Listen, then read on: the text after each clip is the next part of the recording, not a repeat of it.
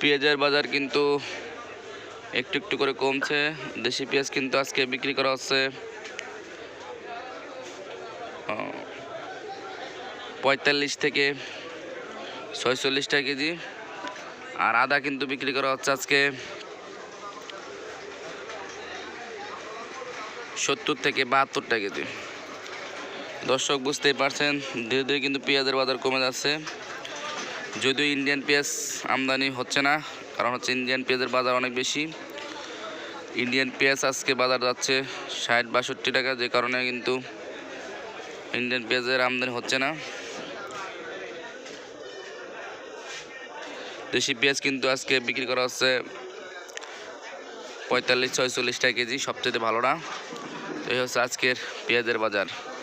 ব্যস্ততার কারণে আসলে ভিডিও দিতে পারি না, যার কারণে দুঃখিত। ধন্যবাদ সবাইকে।